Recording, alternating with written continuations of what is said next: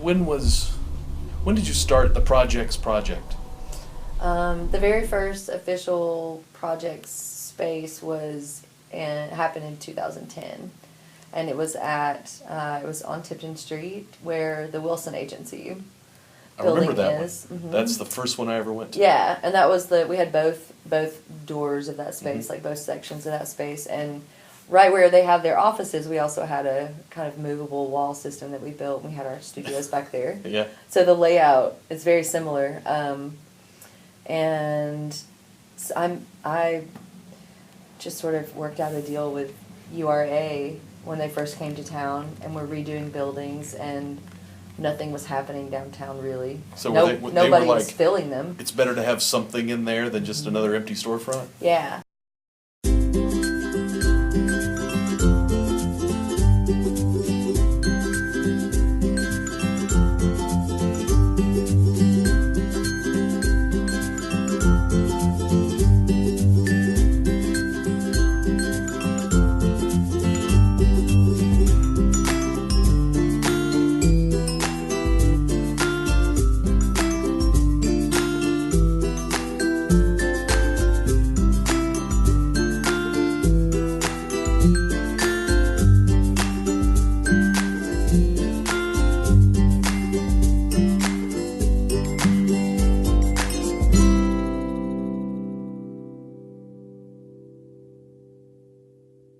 That's awesome. And I used to help out with First Fridays when they were pretty big. Mhm. And I would help out at Nelson Gallery, and then I also sold like chocolates down there behind the coffee bar during First Friday. And I had been borrowing spaces for years in Johnson City, off and on, to have art shows. Yeah.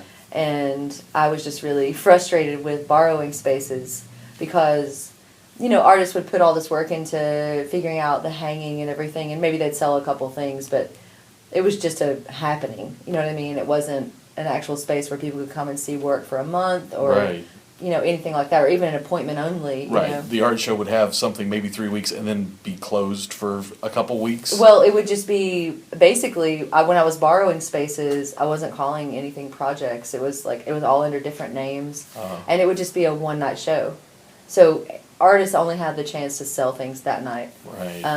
And in those days, like we were the artists that I was attracting and myself, we were all much younger, and no one had any money, so no one really ever sold anything actually. Right.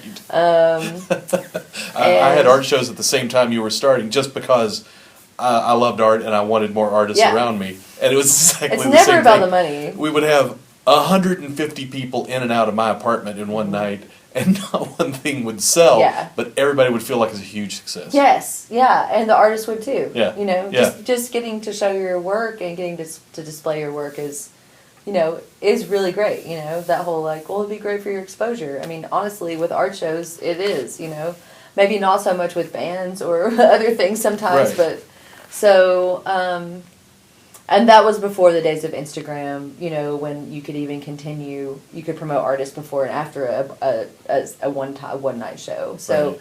we were just kind of locked in, and that was fun, but I really became frustrated with, I wanted my own space to curate and just do whatever I wanted in. To make a space where the art can be created as well as the space. Yes, and the space can be changed around the art that's happening, or if it's a day we need to put out the vintage clothing and make some money and make people feel better about coming into a gallery, because honestly, I mean, it sounds crazy, but in 2010, Right. what was a gallery in Johnson City? You know what I mean? It's true. Tipton Street Gallery was there, and Nelson was there, but it was Between Projexx were was bars. a little more, yeah. Right, Tipton is fed by the school, so you have this ready crowd, and Nelson was established and older, and Nelson had a certain type of art. And But it wasn't dangerous. No, it wasn't yeah. something on the edge, Right. by any stretch. But all very nice, and yeah. and the First Friday events there were always great, and there was there's so much room in there for many artists, which was awesome, and it was a gathering place. It was really nice. But I just kind of wanted my own space to curate and just change and evolve. And how long was the original Projexx down there? How long did you do that? Well, basically URA made a deal with me that I would have an open-ended lease, and it would be month to month, and they would give me the space very cheap. And so the arrangement was that if someone came in and, came to them and said, hey, we want to rent that space for a full amount, because I was not paying full amount by any means. Yeah. They said, well, if we get someone who wants to be in this space permanently and pay the full amount, we'll just move you to another URA space, because they had many at the time before they started selling them off to local people. And so I was in the space by Tipton Street for almost a year. And then, wow. For almost a year. And then someone came in and wanted to put a cupcake shop in, which never happened. The next thing to actually go into that space was a salon many years later. But I moved to the Dos Gatos space before Dick Nelson bought it. The next time I was familiar with you, it was a house. Yeah, yeah. And that's one of the things about Projexx. As we move through time, it kind of moved around downtown, but that was part of the charm of it. It was like you can't stop it. It could be somewhere else. It could be music this time. It could be art. Mm-hmm. And it was that kind of eclectic draw that was like catnip to me. And I dropped in a few of them. Yeah. But I've never been one to socialize too much, so I would drop in. And you've always been awesome. Like touch and go kind of with the... I still am. So you moved into the space where Dos Gatos. Dos Gatos is now. And that was before Dick Nelson bought that building. Yeah. URA had it, and it was just this beautiful shell of a building. And it was honestly just perfect for an art gallery, and it had a finished floor and some things that the other space didn't, And I had 3 shows there. I had 3 months worth of shows there.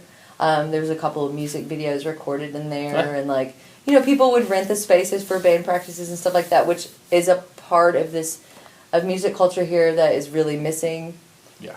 People have a really hard time figuring out where to practice when you have music to play, and especially if you're not like old timer bluegrass or Americana, And I'm from more the performance world these days. Yeah. It's even harder to find a place to bring in dancers and performers, fire eaters, like that, all the weirdos that I want to bring in. Forget about it, because at least they understand a band. Right. Exactly. Yeah, that's true. We were there for a few months, and then I actually decided to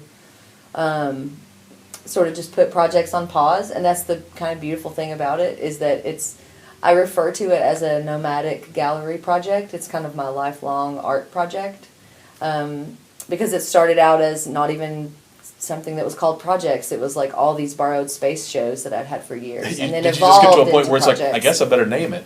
Yeah. I mean, honestly, I would name a series of shows I would do at a certain space over time, or, like I had a series of shows I did at the next door to the coffee house, and then the old Betty Jane's space before Betty Jane's was there. I did shows in those spaces, and those shows were called Industry, and it was kind of dedicated to industrial arts, to comic book arts, like just lowbrow arts. I forgot that was you. I am sorry. I loved that. That's cool. That was Thank one you. of my favorites. Absolutely.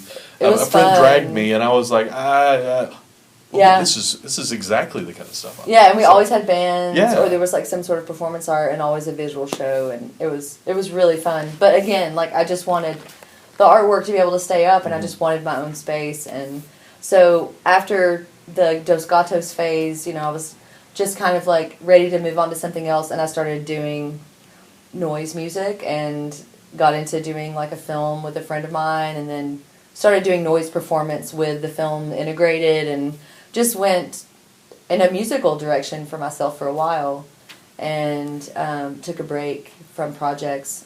And then my mom died in 2012, and it was like I had to do it. So I felt like it was time, and then I had really tried to secure the old bicycle shop on Roan Street. Oh yeah. Next to the cupcake shop. Yeah. I had tried to secure that building, but I think the fellow who rents that, he was in like a nursing home at the time in senile, and so he didn't remember that I gave him $1,600.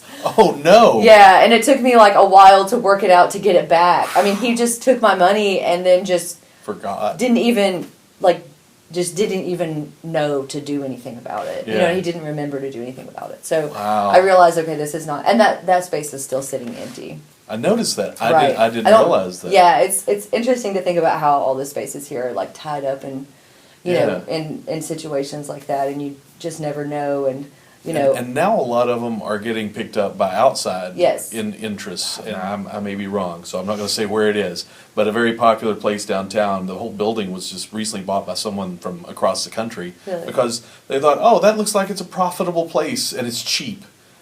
And apparently they just buy properties around the country and slowly picking them away as the folks who are not well, who have had these buildings their whole lives, are getting older. They don't know what to do with it. They can't afford to renovate these places. Right. So I guess it's the right thing to do rather than let them rot. Yeah, it's very complicated. Yeah. You know? I feel like I feel like, you know, a lot of people throw the gentrification word around, and that's an easy term to latch onto. But honestly, I feel like if people aren't doing, if there's nothing in the space, I don't know if it's gentrification. Right. Like if it's I feel very similar. If it's a working class owned business and then the building gets bought by someone else and the landlord sells the building, and that happens, you know, or if it's a certain demographic and then another demographic moves in. Now, as far as the housing goes, I think that, you know, this area is being gentrified because of people coming in and buying places and renovating them, and, you know. That's their business model, is to come in and buy a place that's run down and cheap, fix it up, and rent it to people that can afford considerably more than the previous people. Right, yeah. exactly. There's a lot of that going on right now. So... But it's just, I guess, local pride, you know. I see buildings bought up by outsiders, and I'm like, I wish that was still local. No, I totally feel you. I mean, honestly, like, one of the things that I love about Asheville is that, you know, a lot of the people who own businesses there, maybe they're from Florida or whatever, like the really good bars or like really good shops. Yeah, maybe they came from somewhere else, but they've been a part of that local culture for a while. Yeah. And, you know, they are the punks, and they are the bartenders, and they are the musicians, and they are opening their own places. That's true. You know what I mean? They have done that, and it's kind of impossible to do that now, unless you're like a cooperative of people, which I've seen a couple of groups of people actually be able to do that in downtown Asheville. People who are minorities and who have just a group of people going in together on a place and have a common vision, but... Here, that's missing. You know, that's really missing. Like our age group and like our demographic, as far as like what we listen to and like what our tastes are. A lot of us don't even have the motivation, you know, to do that. We are just working jobs, and I'm not speaking for myself, but we're just working 9-to-5 jobs and like just trying to get through and having kids and all that. Right. I mean, life. You have all these goals, and life happens. Right. And the folks that I used to punk around with, they got jobs that don't have time to even consider that. Right. They have standing in the community and such. Right. It's natural, but the local culture's kind of been degraded a little bit, I think, by the loss of previous generations' influence. Mm-hmm. Yeah. And just previous generations, like, feeling like there is an opportunity for them to have a space. You know what I mean? Yeah. And, you know, I don't know, for me, I've just always tried to, like, hone in on, I'm constantly looking at places and constantly being like, what's over there? Who owns that? Like, I mean, just for years. That's the way I've always been here, you know? Yeah. And one of the reasons that I grabbed this place up, even though I couldn't afford it, and really still can't right now until I start making money off of it, is because it is inexpensive, and I knew that if I didn't get it for the locals and for the people who, because Projexx has been a part of the community for 10 years, off and on, and it's like, you know, we need places like that and people who are interested in just like taking a chance and grabbing it up for, I mean, these spaces are very inexpensive. I would encourage anyone who knows anyone who is like creative and, you know, has a kind of, you know, a special place in their heart for Johnson City and wants to do something creative and thinks that they can't afford a space to do that, to talk to me. Because I know the price of these spaces, and there are for rent, and it would be amazing to see other people. You know, I went from couch surfing for several months to having this place. And you had told me about what you're paying for this place, yes. and I was like, I can't believe it. And That's amazing. there aren't. I mean, this is probably the only building that you're going to see like that in downtown, and that is ready to move into. Let's talk about the new place. I mean, we said you skipped around a few houses over the years, and it was always an evolution a little bit. Yeah. Then you had to move away for a little while. Well, I traveled and traveled, and then I moved just away. wanted to be in Asheville. I get kind of bored, and Yeah. I like to go to other towns and gather creative inspiration, and then come back here and like execute that. Right. And the deal with the houses for me was, it kind of just happened, and then it just was perfect for the time, because I have a fascination with spaces, and I have a fascination with old houses and anything that looks haunted.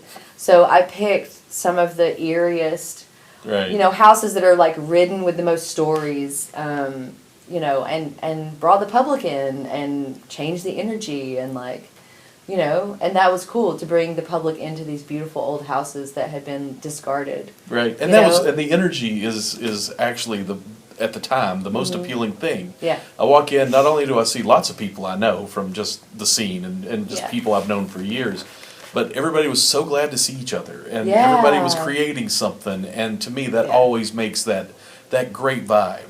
It wasn't it was decorated just right to make the vibe. It was the people just brought it with them, and that was a great feeling. Yeah, I mean, it's really nice to not have to go to a bar for everything. Exactly, especially now I can't drink. Yeah. I never realized when I was younger that about the only thing we had to do in the 80s and 90s was drink in Johnson City. Yeah, I mean, really, that's really all there is to do here now. Wow, and so it's actually been a rude awakening for me lately as I look around for things to do. I'm like, oh, that's awesome. Projexx is back. At least I can walk down the street and check this out. Tell us about the new place. Okay, so this will be the first time that I've ever tried to actually make a living off of any of the Projexx spaces. And that is a big change for me. It's never been about money. I've hardly ever received money for anything I've done with Projexx, except just like help with rent or something, like randomly. Right. I never used to charge money to get in the door. It just felt weird to me because it was more of like a punk venture. It was just like why are we doing that? Like, I don't want people to have to do that. And it was a community thing. Yeah. It's like a potluck. So, and it worked with the houses easily because I was living there. Yeah. But this place is a little different, and I'm really trying not to work for other people anymore. And that's awesome. And I want to be able to provide a space where people can come at varied hours and hang out. I want to have day hours. I want to have evening hours. And I want people to feel like they can come here and bring their laptop or bring a creative project and hang out with me. And, And it's not just an art space. No. This is a curated thrift. Is that the right term? Curated thrift? Yeah. So pretty much every person that will be selling anything that's made will be. All of the thrift people that are kind of invested in this, as far as selling stuff, are all artists. So there's a different eye curating each of the groups of thrift, and I want to work up to having, artist painted clothing and artist altered clothing and things like that. That's awesome. That's so unique, especially for around here. I want to fill that niche because I don't want to just.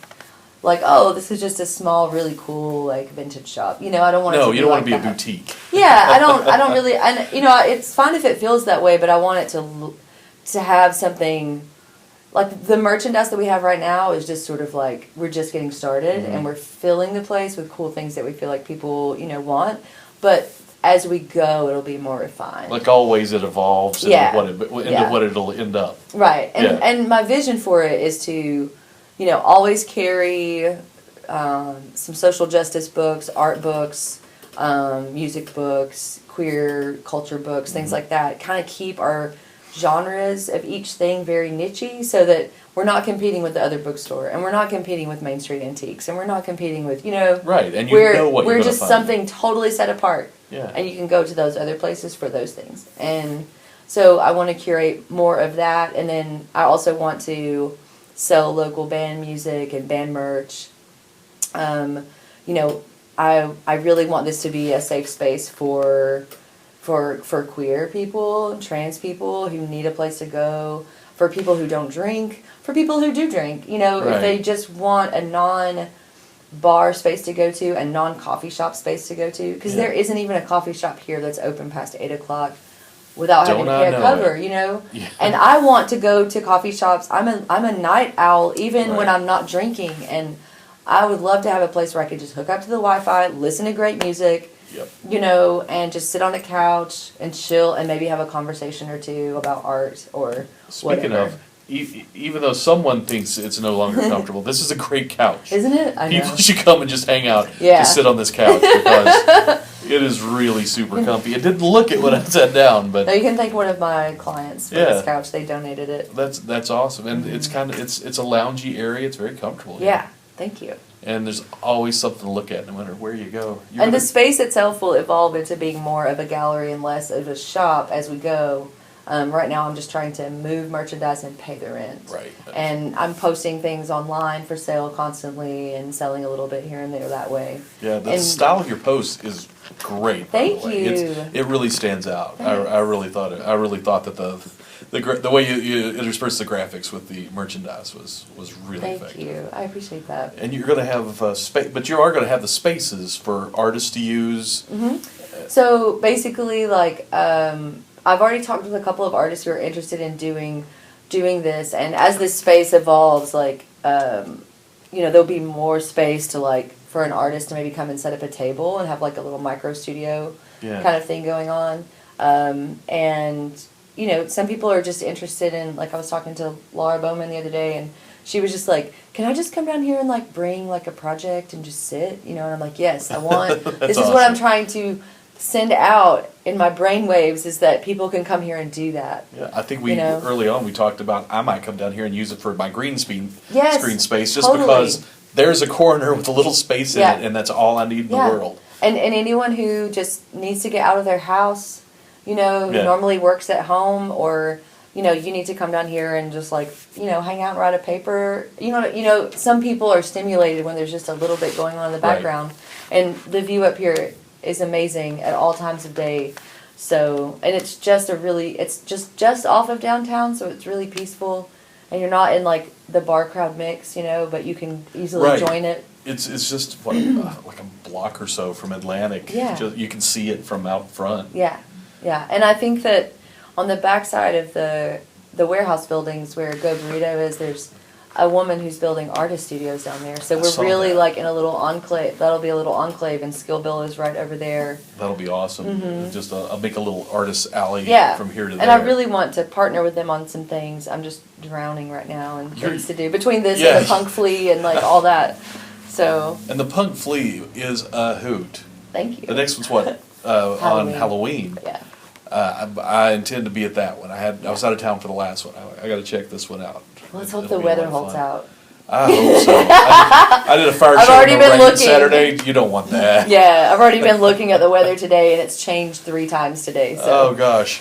Mm-hmm. But this one should be bigger than any of them, and we have a new location this time too. So that's awesome. Mm-hmm. It's a good time. The variety and the dare I say kookiness of stuff. Everything I wanted was some weirdo little thing from the 70s that I hadn't seen in years, and I was like, no, I must not. Well, there's I just feel the thing I've always noticed here ever since the first time I rode through here on the bus, the Greyhound bus in '99, was that I got off the bus, I hung out at the bus station, and then I went across the street, and Saint Tattoo was right there. Oh yeah. Just right down here, literally, I forgot about that place. 2 blocks, a block away. Yeah. And I went into Saint Tattoo and hung out, and I was like, who are all these people who still live in this shitty town but are really cool? Because in my hometown, which is another shitty town in Tennessee, in East Tennessee, no one stayed.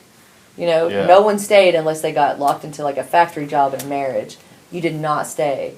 And So it was just odd to me to see all these really cool seeming people in this little town. Right. And then I decided to move here like 6 months later randomly. Wow.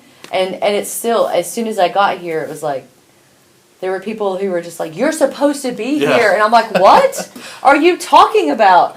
And then, and it was all, it was literally artists who were coming to me and saying that. And I'm like, what are you, I don't understand. And my theory has always been, and this theory started in the 80s, when I was a kid, born and raised here, stuck here.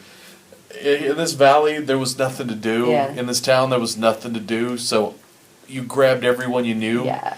And you just started making your own, making your own way, make your own entertainment, make your own art. Well, I think the unique mix of being a small town, but also being a college town and a state university town at that. Right. I think that it made a really cool mix of like, oh, you can actually be an artist here and just go to art school down the street and get a degree and stay in town. Yeah. You know, and that was the really cool thing about it. And I was just amazed by that happened in a small town in East Tennessee. Right. So later when I moved back here, it was just like this. It was like I was supposed to be here, you know. Within 6 months of me living here, I was renting up an apartment at DG Garland and turning it into an art studio for me and 10 other people. And we had formed an art cooperative. And then I moved into a house on Highland and we kept that apartment as an art studio. That's we were having shows all over town. It was like, I was coming from like a spoken word background and had never thought about being an organizer or, you know, being a visual artist, you know what I mean? Or anything. Yeah, ironically, I just kind of got like shoved into it. Well, you've got a skill for it. Let's admit. I mean, nobody does this much work. After so much time, I can say maybe I do. Yeah.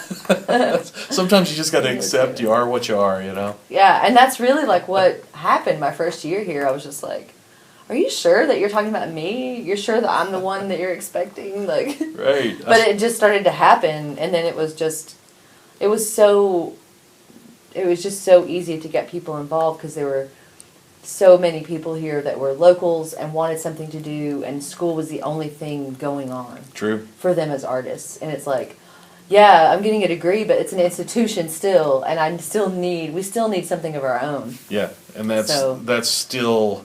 And that's this day kind of rare. Yeah, totally, because now we just have Tipton Street Gallery. Yeah. And that's a school-fed gallery. And Projexx, like, ever since Projexx first started, like, the big premise of it is to, like, not show someone who's right out of school and not show someone who is established and not, you know, not show, you know, you're like, you know, you're above the sofa, typical above the sofa art, you know, to show things that are, like, more avant-garde or people who are undiscovered or...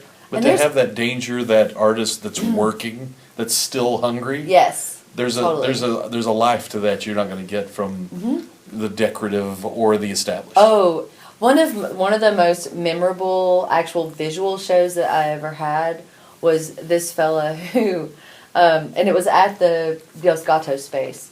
And it was just... he was amazing. And he was this guy who... completely antisocial... He worked at Walmart, and he was a friend of a friend's husband. And they told me about him, and they were like, you need to come and meet him. And, like, he has all these, like, crazy sculptures that he's made out of toys and random mechanical parts that are, like, 6 feet tall. And, I mean, they're just amazing. That's awesome. And he came down, and he did a huge multimedia art show, like, I've never even seen. And he was... just living in Greenville and had all of these amazing sculptures and creatures in his garage and never planned on doing anything with them. He was just a maker, you know what I mean? Mm-hmm. And he came and so the whole show was called The Survival of the Hero, and he dressed in like Speedos and a cape and like ran through the gallery and did this whole like performance thing and was in a he was like a completely different person. And I mean, this is a guy that you would just see at Walmart, like, I don't know, stocking stuff. Yeah. You would never know that he was as complex and as much of an artist, like a prolific artist as he is. I'm a firm believer that there, you know, in any given room full of people, there's at least one of those people. Yeah. Somebody who has a passion, a talent, but since it's not marketable, right. It just goes in a drawer. I know that I wrote for 20 years, throwing everything I did in a drawer before I actually started trying to produce anything. And then I found that I like producing shows that aren't quite so scripted. Yeah. But I still have, one day posthumously, maybe they'll publish books, but those are not what I want to do right now. So I think lots of people are like that. And I think that being able to tap into that and pull these people kicking and screaming to share this art is a great thing. It was really one of the most pulled together and wackily professional art shows that I've ever seen. I mean, he was like an Andy Kaufman of visual art. Yeah. I mean, he was just... He had obviously thought of this. It was like he had it all worked out in his head before I even came to him. It was like him making these creatures was that character, the hero that he had in his mind. Like, he was the hero when he was making them. And so him doing the show was just... It was incredible. Oh, I wish I'd seen that. Yeah, it was pretty cool. The things you miss out on. And it's like, he wasn't even trying to sell those things, Right, I get it. So it's when you take money out of it sometimes that you get the most innovative and creative things, because there's no price tag for it, and no one's going like, oh, this doesn't go with my living room plan or whatever, Yeah, but I mean, this is like living space for creativity, and this space can be, I mean, I am open to clearing this space out and creating event space for people, changing it around. Like, it's very flexible. That's amazing. It's a small space, but we can make it work for a lot of things. Yeah. And if people are interested in having, art events here or have wild ideas for installations or content that they want to see in a group show or, I have some ideas for some group shows I want to do this year. And, I'm open to other folks' ideas too. It's my place, but it's not really. Projects really never has been. It's always been more about you're the curator of the community. Of the Projects community, yeah. I mean, that's your art, is keeping this community healthy and always moving forward, or at least sideways. Or just questioning, you know what I mean? Questioning where they're going and am I making anything? Am I doing anything with my life? Right. It's when it's like folks we don't even know what we're missing out on until we have a venue for it and we realize that I could be doing that. I want to do that. You know what I mean? It's until we're given the spaces for things or told that we can take up space, we don't. Sometimes, especially in the complacent South. And I grew up a complacent Southerner, so I'm not just talking shit about Southerners. Have been one of them. I know. I'm guilty. I would be a liar if I didn't, especially early in life. Right. I'm just trying to go. Right. I'm just trying to prove that stereotype wrong about Southerners. Pretty much. That's part of the drive for me in that. I understand. Totally. I try to do that in my performances a lot of time, but no matter where I go, no matter how far I get from my original accent, I'm always treated like Matlock everywhere I perform. up north, at least. Always Matlock. Aren't you supposed to be wearing a white suit? That's really funny. Well, when is the big opening? Because currently it's the 22nd of October as we record this. It's coming up this weekend. Is that right? Next weekend. It's actually it's on First Friday. So of course. There's not much going on for First Friday anymore these days, and I'm just hoping that between Tipton Street and having another spot, and then maybe Dos Gatos doing something sometime, we can get it going again. Yeah, well, word of mouth is a powerful thing, and maybe First Friday, which, let's face it, back in the day, you start at Nelson's, and you work your way down the street. Then they built other stuff and then you go to Projects for the late night right, you go to Projects for late night stuff. And here, maybe they'll start at Projects. Well, I mean, I won't be like a 6 o'clock opening kind of place. Not gonna try. No, I'm gonna stagger it just a little bit and open at 7 or 8. And that always worked back in the day because we always ended up at your space. So that people, and I mean, I'm not catering to the 6 o'clock crowd. You know what I mean? I'm not going to. No, you're right. I'm not going to. With the music that's here and the art that's here, and of course I want to kind of start out a little more family friendly at first. Yeah. Because I want my landlord to like me, and I want the community to not be scared of the space. Right. But as we go along, I'm not always going to be selling balloons and Yeah. offering cookies. right? Yeah, Although exactly. cookies might be a great draw. I'm just saying. Cookies are a really great draw. I would come just for the cookies. Nothing against the space. I just really like cookies. But cookies, I mean. Exactly. So yeah, it's just sort of the plan is to like start at like 8:00 and go until like 11. That's great. And it's still because the people who will come here will be coming from another place, or they'll be like, I go to Projexx and then go out. Yeah. So it's a great launching or landings. Yeah, I can catch both crowds. That's awesome. Well, thanks for taking time to talk to us. Yeah. Thank you. I'm glad I ran into you and we ended up chatting so that I got my creativity going. Yeah. For the first time in way too long. Well, I'm glad to help. Yeah. Too. So Projexx has its first project here today. Because you got me making again. Yeah, I appreciate you. That's so cool. Well, I think that I really want to have regular hours after November 1st. Yeah. And that's the plan. And I'm probably not going to be opening until noon. I'm going to have a little later, kind of offset hours. And I want to be a place that if people do work a 9 to 5 and they don't want to go to happy hour, they can just come here and chill, or they can come here after they go home and chill and like hang out, and music will be playing, and they can just awesome. Have some camaraderie, or just sit here and zone out on their computers or whatever, Right. And I hope Speaking of zoning out. Yeah. And I hope to carry at some point I really do hope to carry some prepackaged foods from places. Like Franny's Vegan Cafe. Like they do prepackaged desserts and things like that. That's not a niche that's really been filled in downtown. Yeah. So we'll be the only place that offers those for sale. Fantastic. There's just not enough vegan stuff in general downtown, in my opinion. And their vegan desserts are so decadent and so good. Oh, I still haven't been up there. That's maybe I can weasel in some free vegan food if I do an interview with them. Oh, you totally should. They're really sweet people.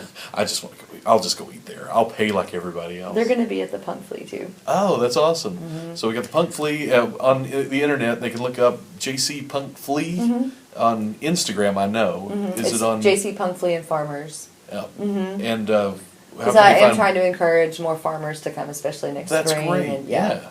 And now we're having it at Lotus, so that kind of takes care of the farm part. Yeah. I really am hoping that we are able to like bring them more business through just 50 to 100 people hanging out in the parking lot in the back at a time. So, right. Yeah. And how can they find Projexx online? So there is an old Facebook page, but I don't have that account anymore, and I'm kind of cut off from it. I'm trying to figure out how to get it back under my control. So until then, like really the best way to do anything is there are Facebook events, and they'll all be done from the Punk Flea page because those are both my things. So I do the Projexx events from the Punk Flea page, so it hits more people on Facebook, and then that's more efficient. Yeah, all in one place. Yeah, it is. And then I have an Instagram page for Projexx. It's ProjexxJC_. That's awesome. Mm-hmm. Thanks so much. Yeah. And thank you for letting me sit here on your couch. It is his couch, you're right. Absolutely. I was extra pleased. He came over and just flopped right down on me. I know. I think I won. Yeah, he did. He'll bark at me next time. Just because he's excited, though. Yeah.